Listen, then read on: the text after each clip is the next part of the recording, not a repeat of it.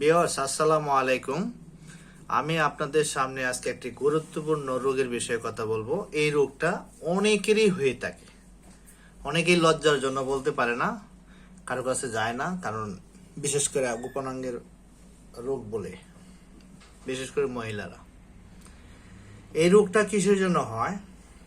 এখন এটা বেশি বেশি হচ্ছে এই জন্য আমাদের চাইলের ফাইবারটা বড় বড় কোম্পানি নিয়ে তেল বানাচ্ছে, আমরা সাদা চাল খাচ্ছি, ফাইবার নাই, আমাদের কোষ্ঠকাঠিন্য হচ্ছে, সয়াবিন তেল খাইতেছি, ইনফ্লামেশন হচ্ছে, সারা বছর কোষ্ঠকাঠিন্য লেগেই থাকে। এই নরম এই শক্ত, এই নরম এই শক্ত, এরকম 100 জনের মধ্যে প্রায় 70 জন 80 জন। তো ভিউয়ার্স, বাংলাদেশ সহ পৃথিবীর সব ডাক্তাররাই যে ধরনের লেকচার দিয়ে থাকে, সাধারণত পোস্ট স্টেজে গেলে অপারেশন সার্জারি, প্রথম রোগীরা ওই পর্যন্ত যায় না। অনেক রোগী কবিরাজি ওষুধ, আমি অনেক জায়গায় দেখেছি, বড় বড় হাসপাতালে অনেক সিরিয়াল, বাংলাদেশে বড় বড় হাসপাতালে অনেক বড় সিরিয়াল থাকে। তাদেরকে জিজ্ঞাসা করলাম, পাইলাম যে তারা 8 বছর 10 বছর আগে অনেক চিকিৎসা করছে, 10 বছর 12 বছর পরে আইসা তারা সার্জারিতে আসছে। তাহলে ভুলটা কোথায় করছে? তারা শুরুতেই যদি প্রথম স্টেজ বা দ্বিতীয় স্টেজে ছিল, তখন যদি চিকিৎসার জন্য আসতো, তাহলে আজকে সার্জারি লাগতো না। 12 বছর 10 বছর পরে যারা হাসপাতালে যাচ্ছে, তাদের প্রত্যেকেরই সার্জারি লাগতেছে। সার্জারি করার পরেও আবার অসুস্থ হচ্ছে, কারণ প্রিভেনশন নাই। ওই যে আমি একটা কথা সবসময় বলতেছি, যে আপনি যাকে অসুস্থ হয়েছিলেন তা থেকে বিরত থাকতে হবে, কোষ্ঠকাঠিন্য করা যাবে না। কোষ্ঠকাঠিন্যের পূর্ব শর্ত হচ্ছে ইনফ্লামেশন খাবার, কম ফাইবার যুক্ত খাবার, ফাইবার নাই খাবারে, এই জন্য কোষ্ঠকাঠিন্য। এবং আপনি জীবনে অনেক স্ট্রেস, হাঁটতেছেন খাইতেছেন, হাঁটতেছেন খাইতেছেন, অথচ খাবারের আগে মিনিমাম 2-3 মিনিট রেস্ট নিতে হয়, পরে ধীরে স্থিরভাবে ভালো করে চিবিয়ে খাইতে হয়, খাওয়ার পরেও কিছু সময় রেস্ট নিয়ে তারপরে কর্মস্থলে যেতে হয়।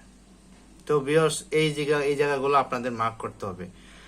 এরপরে আপনার এখন ফাইলস ফিস্টুলা কি রোগ?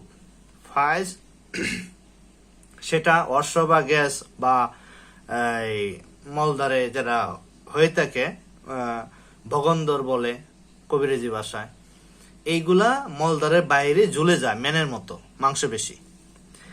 আর অ্যানাল ফেসার বা ফিস্টুলা হয় যখন টিউমার আকারে ফুটে যায়, কত হয় তখন ফিস্টুলা হয়। আর নর্মাল প্রথম যখন আমরা মলদ্বার কোষ্ঠকাঠিন্যের জন্য ফেটে যায়, হালকা হালকা চুলের মতো ফেসে আটোয়ারিগুলা ফেটে যায়, তখন এটা হয় অ্যানাল ফেসার। সেই জায়গাগুলো যখন বারবার বিভিন্ন সময় আপনার কোষ্ঠকাঠিন্য লেগেই থাকে, আপনি দ্রুত আপনার কর্মব্যবস্থার জন্য চাপ দিয়ে আপনি ওয়াশরুম করেন, তখন কিন্তু এটা বারবার ফাটে। তখন পেটে যদি কৃমি থাকে, তখন কিন্তু এই জায়গাগুলো আমাদের কত তৈরি করে, এই কত জায়গার মধ্যে মল আটকায়। আর মলের মধ্যে তো প্রচুর জীবাণু থাকে, আপনি জানেই। শরীরে খুব গুরুত্বপূর্ণ জায়গা হয়েছে মলদ্বার, কারণ আপনি পৃথিবীতে যত ভালো মন্দ খাবেন সব এখান দিয়ে বের হবে। আর ইন্টেস্টাইনের ভিতরে আমরা মলদ্বার তো জানি জীবাণুতে ভরপুর থাকে। এই জন্য ভিউয়ার্স, ইউরোপিয়ানরা কিন্তু ওরা মলদ্বারের এবং পেনিসের অনেক যত্ন করে, কিন্তু আমরা এশিয়া মহাদেশের মানুষ এইগুলো যত্ন করি না। যাই হোক, এইগুলো আমার আজকে বিষয় না। আমার মূল বিষয়টা হলো ফাইলস ফিস্টুলা কিসের জন্য হয়, ফাইলস কাকে বলে, ফিস্টুলা কাকে বলে, এটা আমি বললাম। এনাল ফিসার ফিস্টুলা, এটা হচ্ছে ভিতরে থাকবে ক্ষতর মতো, বাইরে আপনি মসুরি দানের মতো মেস্তার মতো মনে হবে, হ্যাঁ, কিন্তু ভিতরে অনেক ক্ষত। এটা বুঝবেন কেমনে? অনেক জ্বালা পোড়া করবে। আর অশ্ব গ্যাস বা বগন্দর বা ফাইলস যেটা হয়, সেটা হচ্ছে আপনার ব্লিডিং হবে। এই হচ্ছে দুটা বিষয়। এখন এটা মানুষ যদি শুরুতেই প্রাথমিকভাবে চিকিৎসা করে, তাহলে কিন্তু এটা হয় না। একজন মানুষ, সুস্থ মানুষ, তার জীবনে যদি স্ট্রেস থাকে, সে মিনিমাম মাসে অন্তপক্ষে 2বার 3বার হইল 4বার হইলেও, সপ্তাহে 1বার হইলেও সে হিপবাত নিবে। হিপবাত কি দিয়ে নিবে? পভিডিন বা আয়োডিন জাতীয় যে ওষুধগুলো বাজারে পাওয়া যায়, সেইগুলো একটা বলের মধ্যে গরম পানি দিয়ে মিনিমাম সহ্য করা যায়, সেই তাপে সে 5 মিনিট রেস্ট নেবে, ওইখানে বসে সেক দিবে। সেক দিলে কি হবে? ওই ঔষধ এবং গরম পানিতে ওইখানে জীবাণুগুলো মরে যাবে, এবং আপনার যে কাটাছিরা অংশ আছে ওই পভিডিন আয়োডিনে, এটা কিন্তু আপনি দ্রুত শুকায় যাবে, কারণ মলদ্বারটা সবসময় ভিজা থাকে।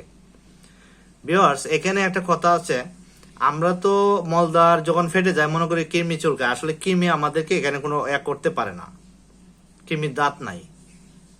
কৃমি এখানে কোনো করতে পারে না, এটা সম্পূর্ণ হয় অ্যানাল ফিশারের জন্য, কোষ্ঠকাঠিন্যের জন্য। আমরা যখন আপনার প্রেসার দিয়ে ওয়াশরুম করবেন তখন এর ফেটে যাবে, কিন্তু আপনি টের পাবেন না, কিন্তু চুল গেলে আপনি বুঝবেন যে আপনার এখানে ফেটে গেছে। দ্রুত আপনি হিব্বাতে যাবেন, টানা 3 দিন 2 বেলা করে দিবেন, দেখবেন সুস্থ। তা যাদের এই ধরনের চুলকানি আছে, ব্যথা অনুভব হয়, তারা অবশ্যই হিব্বাত নেবেন। আর যাদের নাই তারাও নেবেন, যাতে আপনাদের না হয়। যেহেতু আমরা চিকন চালে ভাত খাই, চালের মধ্যে ফাইবার নাই, হ্যাঁ, আমাদের জীবনে অনেক স্ট্রেস, এই জন্য আপনি একদিক দিয়ে লাভ করবেন, আর দিক দিয়ে একটু কষ্ট করতেই হবে, লস করতেই হবে। এটা গরম পানি করে দিনে সপ্তাহে 2 দিন নেওয়া একটু কষ্টের ব্যাপার, এর বিকল্প কোনো সিস্টেম আবিষ্কার হয় না, এটা নিতেই হবে। নিলেন, সুস্থ থাকলেন, কাজও করলেন, দৌড়ালেন, সবকিছু ঠিক থাকলো। এখন আসেন ওই প্রোভিডিন বা আয়োডিন জাতীয় যে তরল লিকুইডটা, সেটাতে সেক নিলেন। এখন আপনি অফিসিয়ালি গেছেন, ওইখানে দেখা গেছে 2-3 ঘন্টা পরে আবার চুলকাইতেছে, তখন কি করবেন? তখন টিস্যুর মধ্যে অল্প একটু নিয়ে ক্রিমও কিনবেন। এটা লিকুইডও পাওয়া যায়, ক্রিমও পাওয়া যায়। ক্রিমটা সাথে রাখবেন, ছোট, দামও কম, 50 টাকা। এই ক্রিম অল্প একটু পেপারে টিস্যুতে নিয়ে আপনার বাম হাতে যে কোনো একটা আঙ্গুল দিয়ে ছাপ দিয়ে মলদারে হালকা একটু ভিতরে ছাপ দিয়ে লাগাই রাখবেন, দেখবেন যে আপনার সেফটি হয়ে গেছে। অর্থাৎ ওই জায়গায় যদি আপনার কত হয়, এটাকে সবসময় অ্যান্টিসেপ্টিক রাখতে হবে, এইটা একটু মূল বিষয়। আর 4 স্টেজে যারা সার্জারি করতেছেন, সার্জারি পরে প্রিভেনশন, ইনফ্লামেশন খাবার, এগুলো আপনি না খাওয়াই ভালো। এগুলো ডাক্তাররা বলবেন না, আপনারা, আমরা যারা ভুক্তভোগী, আমরা তারা এটা বুঝে নিতে হবে। ভিউয়ার্স, পৃথিবীতে যদি আপনি না বুঝতে চান, না বুঝতে পারেন, তাহলে আপনি প্রতি পদে পদে আপনাকে টকতে হবে। আমি বললাম, আমার কথা প্রয়োগ করার পরে 72 ঘন্টার ভিতরে রেজাল্ট, 1 দিনের ভিতরে রেজাল্ট, 2 দিনের ভিতরে রেজাল্ট, বাস নিবেন। আরেকজন বলছে হ্যাঁটা প্রয়োগ করে দেখেন, যদি না হয় বাদ। যার এটা কথা শোনার পরে কাজ করবে তারটাই নেবেন। তো ভিউয়ার্স, এখন অনেক ধরনের চিকিৎসা আছে। সুই দিলে ওই অংশগুলা অ্যান্টিবায়োটিক, সুই বাড়িয়েছে একটা, এরপরে লেজার সিস্টেম বাড়িয়েছে, এরপরে সার্জারি বাড়িয়েছে। এখন অত্যাধুনিক চিকিৎসা আছে, আপনি ওইটাও করতে পারবেন। ভবিষ্যতে টাকা আছে, আপনার জীবনে সময় নাই, করতে পারবেন। কিন্তু আমরা যারা সমাজে সাধারণ মানুষ আছি, আমাদের জীবনে যদি সুখ শান্তি চাই, যে আমরা ওই স্টেজে যাব না, তাহলে প্রাথমিকভাবে আমরা এগুলো করতে পারি। ফায়াস ফিস্টুলা এইটাই হচ্ছে সবচেয়ে ভালো চিকিৎসা, বেস্ট চিকিৎসা। এছাড়া আপনাদের কোনো রাস্তা নাই, কোনো রাস্তা নাই। আপনি অবশ্যই ট্রাই করে দেখতে পারেন। 10 বছর 12 বছর যারা রোগী এগুলো ভুগতেছে, তাদেরকে জিজ্ঞাসা করতে পারেন। আপনার একবার সার্জারি করবেন, যদি আপনি ইনফ্লামেশন, খাবার, সিঙ্গারা, ভাজা পোড়া, আবিজাবি যা আছে সব খাইবেন, কোষ্ঠকাঠিন্য হবে, বাস, স্ট্রেস থাকবে, আপনি হাঁটবেন, খাইবেন, দৌড়বেন, খাইবেন, বাস, আবার 2 বছর 1 বছর পরে আবার হবে। অর্থাৎ আপনার বডিতে প্রোবায়োটিক খাবারের শর্ট থাকলে, আপনি লিকি গার্ড দুর্বল হলে, উইথ মাদার ব্যাকটেরিয়া কম থাকলে, আপনার এই ধরনের সমস্যা হবেই হবে। আপনি যখনই টক দইতে ভাত খাবেন, দেখবেন শরীর একদম কুল, বাচ্চা বলাহনের মতো সফট, কোনো টেনশন নাই, জ্বালাপোড়া নাই, কোনো কিছু নাই। কিন্তু আমরা খাইতে পারি না, সময় নাই আমাদের। আমরা সহজ রাস্তা, 2 পিস সিঙ্গারা হলে নাস্তা হয়ে যায়। Very sad. ভিউয়ার্স, এই জায়গাটা আপনারা অবশ্যই সিরিয়াসলি খেয়াল রাখবেন। ফায়াস ফিস্টুলা হয় আইবিএস এর সমস্যার জন্য। ওই যে বললাম, আপনার লিকি গার্ড দুর্বল হয়ে গেলে, আপনার উইথ মাদার ব্যাকটেরিয়া কমে গেলে, এবং শরীরে ইনসুলিন বেশি থাকলে, যারা হেলদি মানুষ এতে নিশ্চিত থাকেন ফায়াস ফিস্টুলা হবেই। মেদবুরি, ওজন বেশি, তাদের হবেই। এমন খাবার না খাওয়া, যা খাবেন তা বান করতেই হবে। মেদবুরি থাকলে সকল রোগ আসবেই, বার্ধক্য দেখা দিবেই, আনফিট হবেই, এরপরে ফায়াস ফিস্টুলা হবেই। মলদার অপরিষ্কার থাকলে, প্রেসার দিয়ে বাথরুম করলে এই রোগ হবেই। চিকিৎসা বেশি দিন সমস্যা হলে সার্জারি করা, হজম ঠিক করা, হিব্বাত নেওয়া, লাইফস্টাইল ঠিক করা, এসপেরিকোপ ট্যাবলেট ক্যাপসুল খাওয়া, অথবা আপনার এই বাজারে আরো কিছু ওষুধ পাওয়া যায় যেগুলো পায়খানা নরম রাখে, সেগুলো খাওয়া যায়। এবং আপনার এইসবগুলো বসে খাইতে পারেন, সাময়িক উপকার হবে, কিন্তু আপনার চিরতরে আপনি ভালো হবেন না, যতক্ষণ পর্যন্ত আপনি ইনফ্লামেশন খাবার বাদ না দিবেন। এইগুলো না করলে সার্জারি পরেও ফেরত আসতে পারে এই রোগ। চটকদার বিজ্ঞাপন দেখে হোমিও, বিভিন্ন কবিরাজি ওষুধ, অ্যাসিড দেয়, মারাত্মক ভুল চিকিৎসা পদ্ধতি। এটা যদি করেন, তাহলে আপনাদের মলদার লুজ হয়ে যাবে। 10 বছর পরে এসে আপনাকে উন্নত সার্জারি করতে হবে, এবং মলদারে কৃত্রিম পাম্পিং এর জন্য, মলদার ধরে রাখার জন্য আপনাকে কৃত্রিম মানে আলাদা কিছু একটা অর্নামেন্ট লাগাইতে হবে, হ্যাঁ, এক্সট্রা। এটার জন্য কোলন ক্যান্সারও হতে পারে। খাবারের আগে স্থির হতে হবে, ভালো করে চিবিয়ে খেতে হবে, পরেও স্থির থাকতে হবে। এইটা খেয়াল রাখতেই হবে। আর সবচেয়ে ভালো চিকিৎসা হয়েছে হিব্বাত।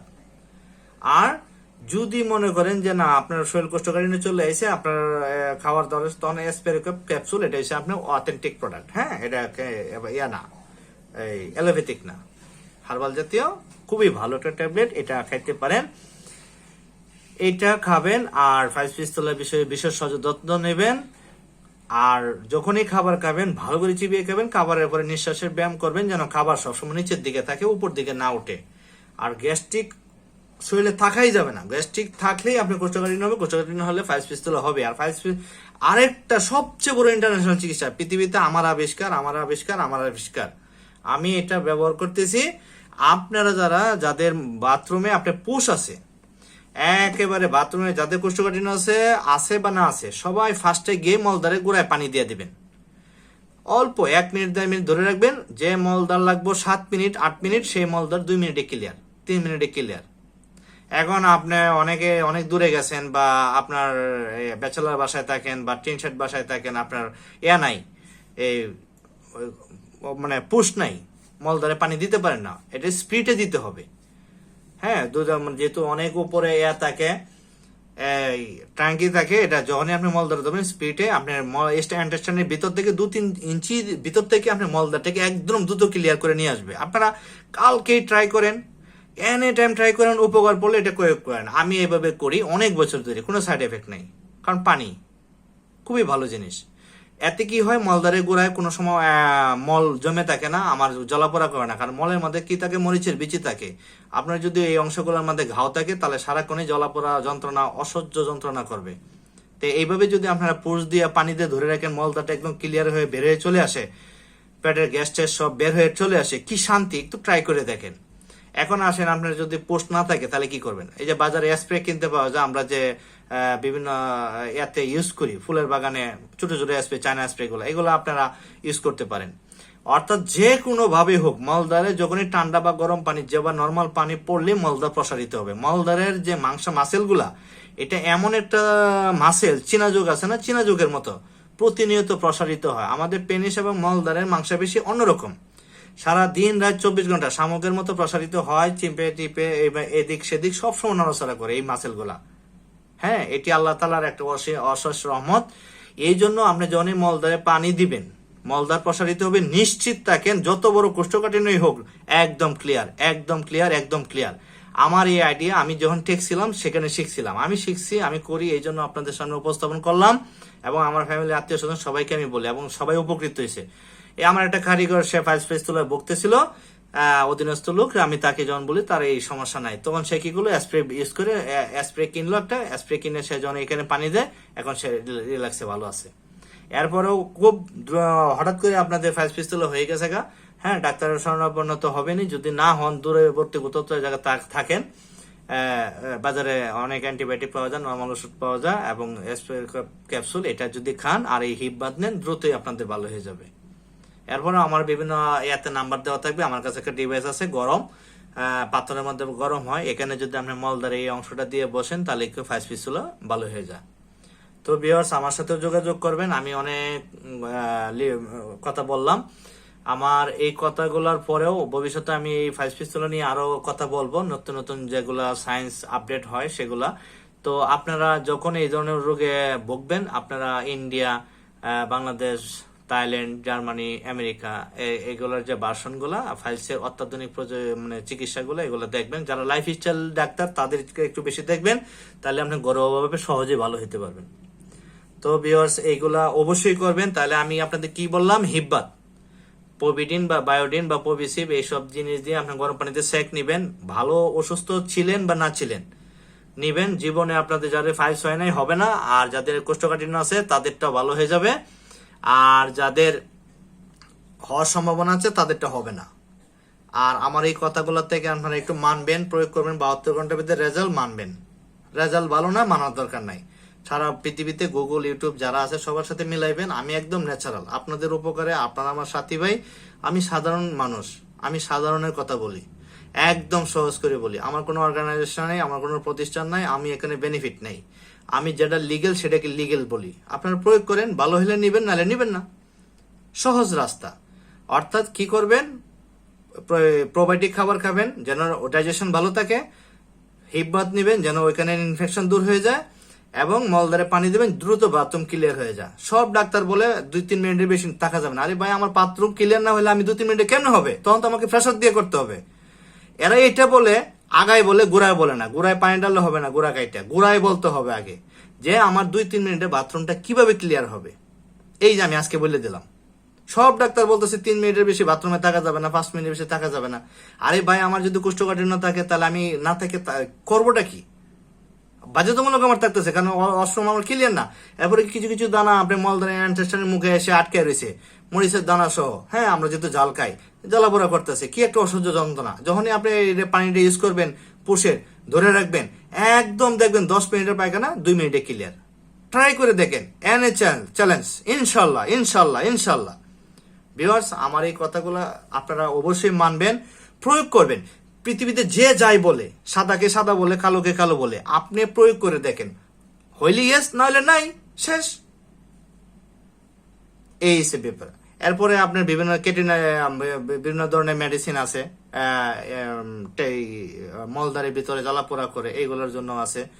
আমার কাছে ফোন দিবেন, আমার এই ভিডিওতে আমি নাম্বারটা দিয়ে দিব। আপনারা ফোন দিলে আমার কাছে ডিভাইসও আছে, ওখানে গরমের জায়গায় বসলেও হয়ে যাবে। তবে ইনশাল্লাহ আমার এই কথাগুলো যখন প্রয়োগ করবেন, আপনার বাসায় এমনিতে আপনার ভালো হয়ে যাবে, লক্ষ লক্ষ মানুষ ভালো হয়ে যাবেন ইনশাল্লাহ ইনশাল্লাহ। ভিউয়ার্স, আপনারা বডি থেকে ইনসুলিন কমাই দিবেন, হিব্বাত নিবেন, আপনার মলদারে পানি ইউজ করবেন যত দ্রুত ক্লিয়ার হয়ে যায়। পুষের পানি, কারণ পুষের পানিটা অনেক স্পিডে থাকে। আপনি খালি মলদারে ধরেন না, 3 ইঞ্চি ভিতর থেকে একদম ক্লিয়ার হয়ে বের হয়ে চলে আসবে। একবার ট্রাই করবেন, একবার, ইনশাল্লাহ। ভিউয়ার্স, আপনাদের প্রতি আমার রিকোয়েস্ট, আমি আপনাদের জন্য কথা বলি। তো ভালো থাকবেন। আমি ফাইসের বিষয়ে অন্য আরো যদি ভবিষ্যতে সারা পৃথিবীতে গুগল থেকে আমি পাই, আমি আপনাদের সামনে নিয়ে আসব ইনশাল্লাহ। ভালোর সাথে আছে ভিউয়ার্স, খারাপের সাথে নাই। দোয়া রাখবেন আমার জন্য, আমিও সবার জন্য দোয়া করি। আমার কোনো কথা উপকার হলে আমার চ্যানেলটা সাবস্ক্রাইব থাকবেন, শেয়ার করবেন। ভালো থাকবেন। আসসালামু আলাইকুম।